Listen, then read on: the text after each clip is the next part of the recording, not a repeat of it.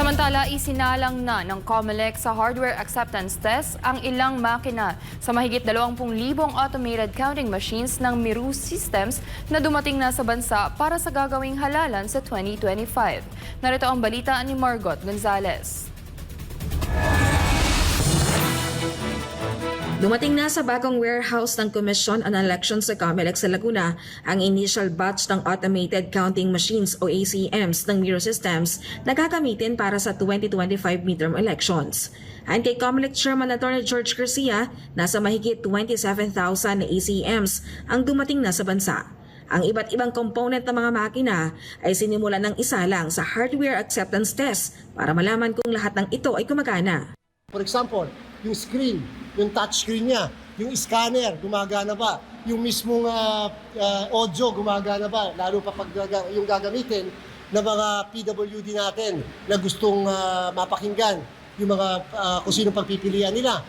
Kahapon araw ng Miyerkules ay nasa 856 na Miru machines ang tapos ng suriin. Ayon kay Garcia, may 3 sa mga makina ang nakitaan ng problema na agad namang naayos.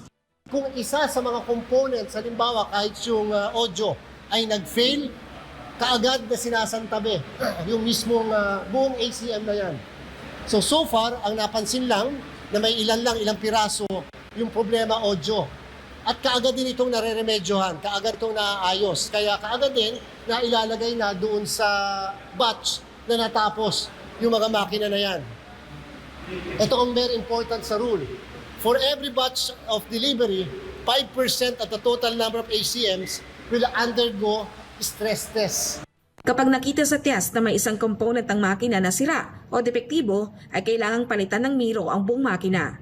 Para sa eleksyon, maglalagay ng 110 na repair hubs ang COMELEC. Kasama ito sa napagkasunduan ng komisyon kasama ang service provider. Maglalagay din sila ng technician sa bawat polling precinct na agad natitingin kung magkakaroon ng problema sa mga makina.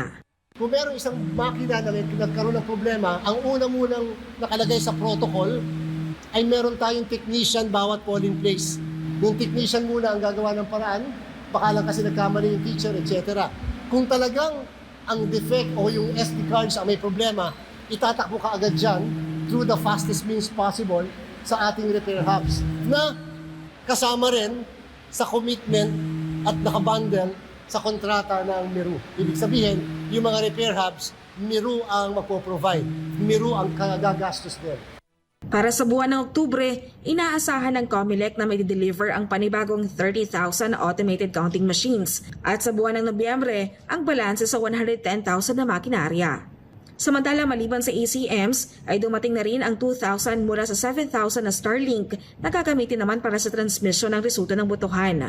Ito'y bahagi naman ng kontrata ng komisyon sa I-1 Resources Incorporated. 80 dito ay sinalang na rin sa test.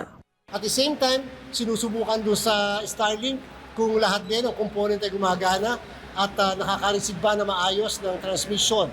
Dumating na rin ang mahigit 2,000 laptops na gagamitin sa halalan na isasalang din sa hardware acceptance test sa susunod na linggo.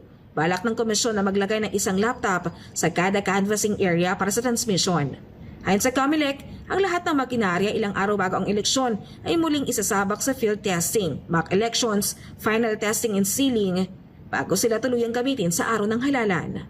Para sa Diyos at Pilipinas Kumahal, Mark Gonzalez, SMNI News.